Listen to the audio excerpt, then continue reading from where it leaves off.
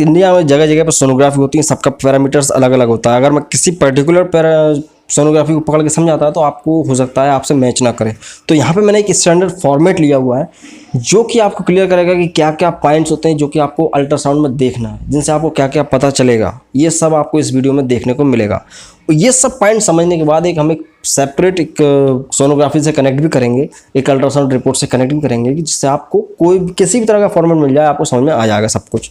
सो खैर, यहाँ पे बहुत ही डिटेल में बताने के लिए मैंने ये लिया हुआ है फॉर स्टैंडर्ड, क्योंकि यहाँ हमारे जो विदिशा में जो सोनोग्राफी होती है एक ही है। पहली बात तो वो करने वाला वो इतना बुरे तरीके से लिख के देता है कि आपको समझ में नहीं आएगा, लेकिन मुझे आपको समझाना था इसलिए एक स्टैंडर्ड फॉर्म लिया है मैंने यहाँ पे, तो आप वो देखिए। सो शुरू करते हैं। यहाँ पे दोस्तों लिखा हुआ है पार्ट एग्जामाइन, मतलब कि इसमें लिखा है कि भाई जो पार्ट एग्जाम हुआ है सबसे पहले कि वो लिख देगा FWB, मतलब कि फीटल वेल बीइंग।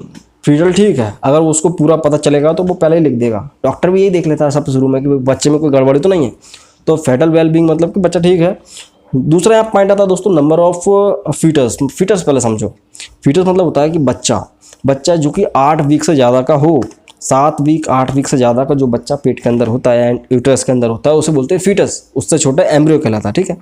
तो एक चीज़ क्लियर रखो। तो नंबर ऑफ फीटस मतलब कि वो लिख देगा सिंगल है, डबल है, मतलब 2 है या मल्टीपल है। कई बार होता है ना कि प्रेगनेंसी जुड़वा बच्चों की आती है तो वो यहाँ पे शो करता है।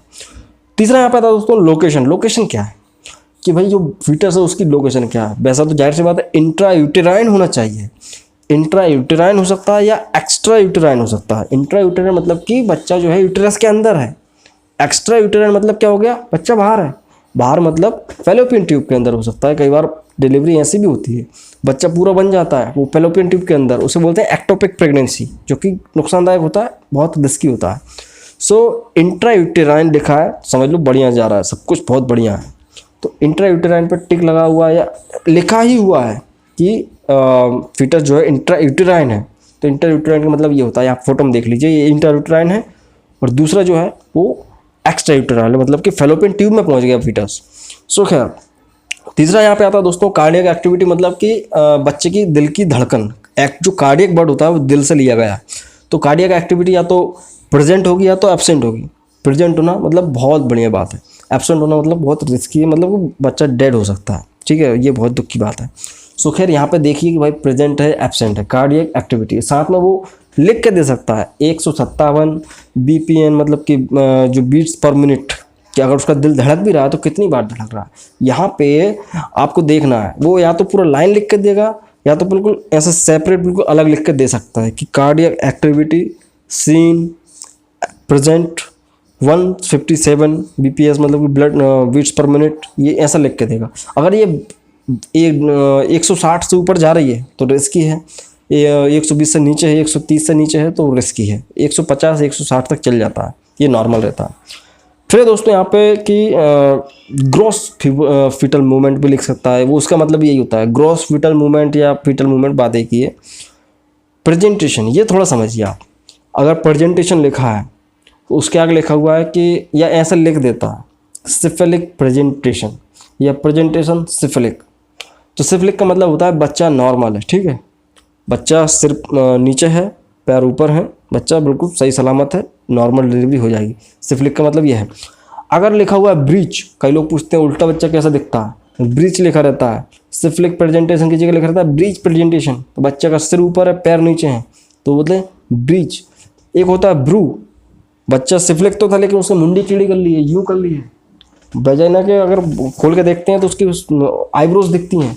जब वो टेस्ट करने जाते हैं फिंगर लगा के तो उसकी आईब्रोज दिख जाती हैं, कई बार वो डर जाते हैं नर्सेज वगैरह, तो उसे बोलते हैं ब्रो।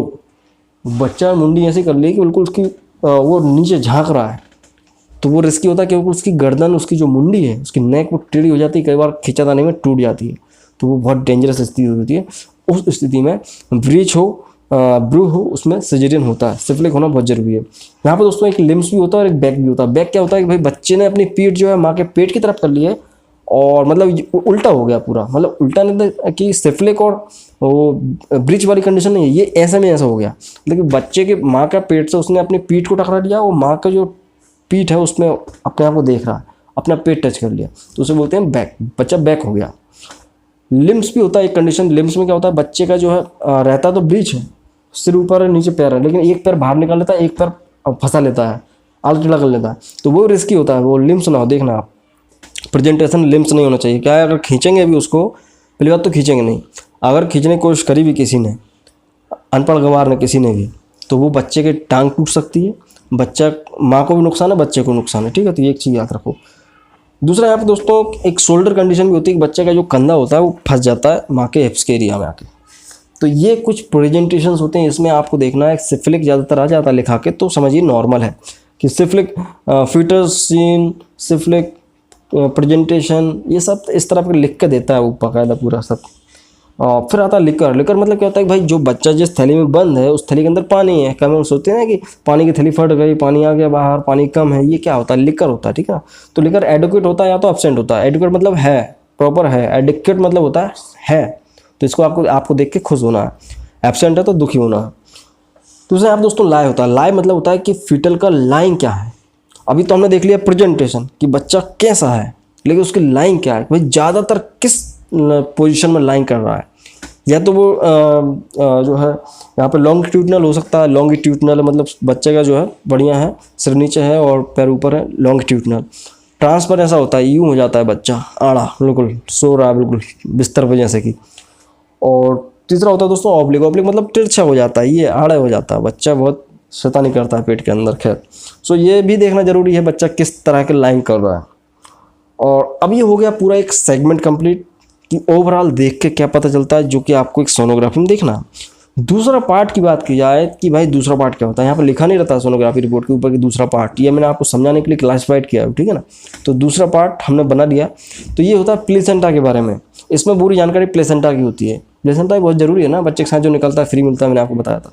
सो यहाँ पर प्लेसेंटा लिखा रहेगा एंटीरियर, पोस्टीरियर और जो है फंडल। तो इसका मतलब क्या होता है, प्लेसेंटा एंटीरियर और पोस्टीरियर होना बढ़िया है, सब बढ़िया है, फंडल भी ठीक है।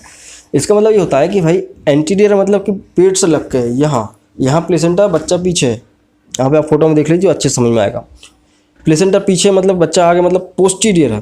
प्लेसेंटा बिल्कुल ऊपर लगा हुआ है यूं, और बच्चा नीचे है, तो इसे बोलते हैं फंडल। तो ये होता है इसका प्लेसेंटा का कंडीशंस कि कहाँ पे सिचुएटेड है। तीसरा होता है दोस्तों, सॉरी, इसमें सेकंड पार्ट में दूसरा पॉइंट आता है अपना सेगमेंट का। प्लेसेंटा का सेगमेंट क्या है, ये क्या है, अपर लोअर होता है। ये तो पता चल गया फंडल है, पोस्टीरियर है, एंटीरियर है, लेकिन साथ में कई बार पोस्टीरियर और एंटीरियर के साथ में ग्रेड्स लिख के भी देता है डॉक्टर। ये भी समझ लो, पहले आप ग्रेड पूछोगे नहीं तो। ग्रेड का मतलब होता है कि जैसे जैसे प्रेगनेंसी का टाइम बढ़ता जाएगा ग्रेड बढ़ता जाएगा, मतलब प्लेसेंटा मैच्योर होता जाता है। अगर आप 2 महीने की सोनोग्राफी कराओगे बच्चे की तो उसमें ग्रेड 1 लिखा रहेगा, 4-5 महीने की सोनोग्राफी कराओगे तो ग्रेड 2 लिखा रहेगा, 8 महीने कराओगे ग्रेड 3 लिखा रहेगा, और जब तक डिलीवरी आए ग्रेड 4 हो जाता है। वो डेवलप होता जाता है प्लेसेंटा। तो वो एंटीरियर ग्रेड 1 लिख देगा, कभी एंटीरियर ग्रेड 2 लिख देगा, जैसा जैसा सिचुएशन होती है।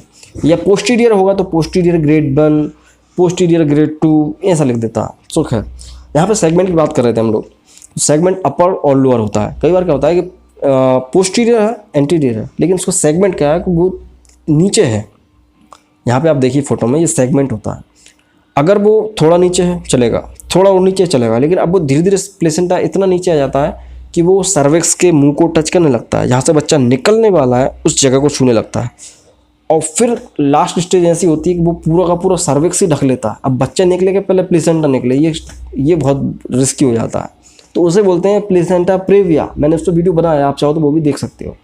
तो इस कंडीशन में भी सिजेरियन होता है।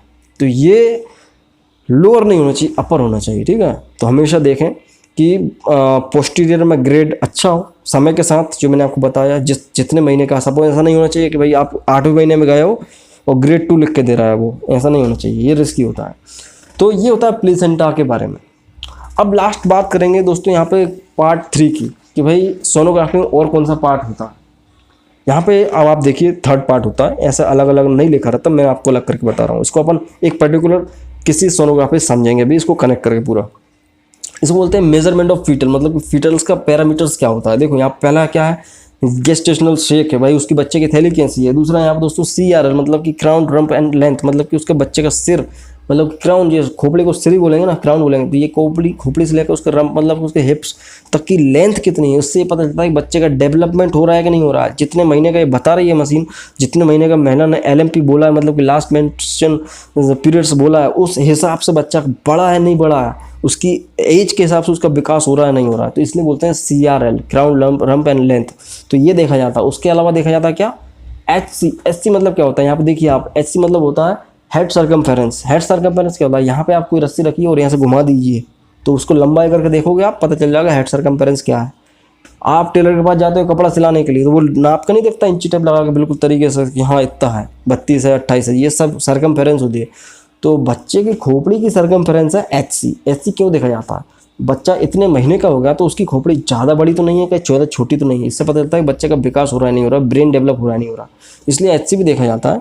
तो यहाँ पे देख सकते हैं इतने महीने पे इतना होना चाहिए, मैं आपको लिख के दे रहा हूँ कि इतने महीने का है तो इतना HC होना चाहिए उसका, ज़्यादा कम भी नहीं होना चाहिए, ज़्यादा छोटा भी नहीं होना चाहिए, ठीक है।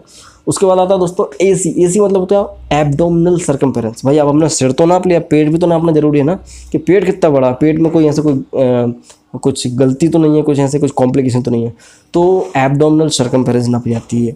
तो बच्चे का पेट की गोलाई कितनी है तो वो नापा जाता है। यहाँ पे दोस्तों एक होता है BPT भी होता है।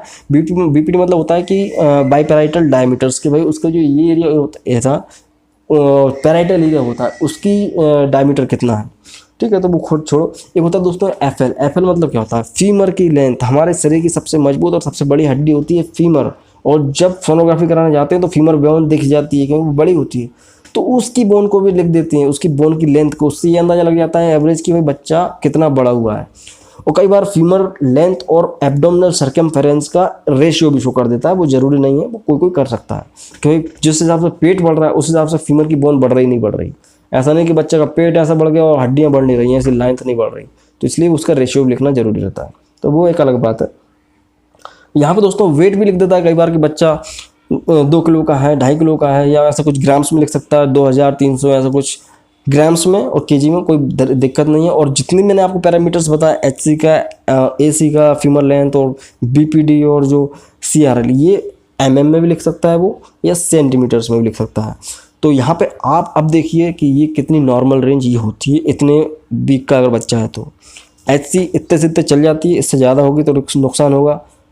और सब ये मैंने आपको यहाँ पे शो कर दिया, और एब्डोमिनल सर्कमफेरेंसेस वगैरह कितना होना चाहिए, और हम लास्ट में देखेंगे एक पर्टिकुलर सेपरेट एक सोनोग्राफी रिपोर्ट उठाएंगे उसमें। So expected date of delivery भी लिख देता है कि भाई कब तक डिलीवरी हो सकती है इस फीटस की। और लास्ट में रिमार्क्स में क्या क्या लिख देता है वो, कि भाई सर्विक्स की साइज़, अगर सर्विक्स का साइज़ कितना खुला हुआ, 4 सेंटीमीटर, 5 सेंटीमीटर, 10 सेंटीमीटर सर्विक्स खुला होगा तो नॉर्मल डिलीवरी हो जाएगी, अगर 10 सेंटीमीटर से कम होगा तो सिजेरियन करना पड़ता है। यहाँ पे कई बार क्या होता है, बच्चा अम्बिलिकल कॉर्ड होती है जो फीटस और प्लेसेंटा के बीच की जो बोलते हैं नाल होती है, जैसे बोलते हैं नाल, अम्बिलिकल कॉर्ड, वो बच्चा फंसा लेता है, कई बार मस्ती करता है बहुत बच्चा पेट में, तो वो फंसा लेता है, तो वो सिंगल लूप डबल लूप में शो करता है। तो यहाँ पे आप देखिए लास्ट में लिखा हुआ रहता है। अभी देखिए अब दूसरा आप देखते हैं यहाँ पे एक सोनोग्राफी रिपोर्ट लिखा हुआ है। तो सो गाइस देखिए यहाँ पे लिखा हुआ है single live intrauterine foetus is seen cephalic presentation. मतलब क्या है भाई, एक सिंगल यूटेराइन हैगा, इंट्रायूटेराइन जैसा मैंने आपको बताया था, ठीक है। और यहाँ पे नोट लाइन भी लिखा हुआ है, एंटीरियर लिखा हुआ है, ग्रेड 2nd और 3rd मैच्योरिटी शो कर रहा है, और फीटल कार्डियक एक्टिविटी भी शो कर दी। यहाँ पे देखिए ये 4 चैम्बर भी शो कर रहा है, और 157 BPM की इसकी जो है हार्ट रेट है। तो फिर ये दूसरा मेजरमेंट वाला सीन आ जाता है यहाँ पे, CRL BPD की जो भी बताया गया है। और ये बीक्स जो लिखा हुआ है इस पर मैंने एक सेपरेट वीडियो बनाया हुआ है कि अंक को देख के कैसे बीक्स का पता चल जाता है। खैर तो आप वो भी देख लीजिएगा। ये देखो इसमें शो कर रहा है फीमर लेंथ वगैरह सब चीज़। सो गाइस लास्ट में एस्टिमेटेड डिलीवरी डेट शो कर सकता है, और एवरेज जेस्टेशन वीक्स 37 वीक्स लिखा हुआ है, और फेटल वेट लिख दिया, और मूवमेंट सीन लिख दिया, और यहाँ पर डाल दिया इंप्रेशन कि भाई डॉक्टर यही तो देखता है, single live intrauterine pregnancy of 37 weeks with the cephalic presentation. इसमें सब चीज़ मैंने आपको पहले ही समझा चुका हूँ, ठीक है ना। और लास्ट में लिख दिया गया single loop of cord seen around the neck. So guys आज के लिए सिर्फ इतना ही। वीडियो अच्छा लगता है तो लाइक करें दोस्तों, बहुत मेहनत लगती है, प्लीज़ से लाइक करें और अपने दोस्तों के साथ शेयर करें, ठीक है। और अगर आप नए हैं चैनल पर तो चैनल को सब्सक्राइब भी करके जाएं। सो मैं मिलता हूँ अगले वीडियो में दोस्तों। जय हिंद, वंदे मातरम।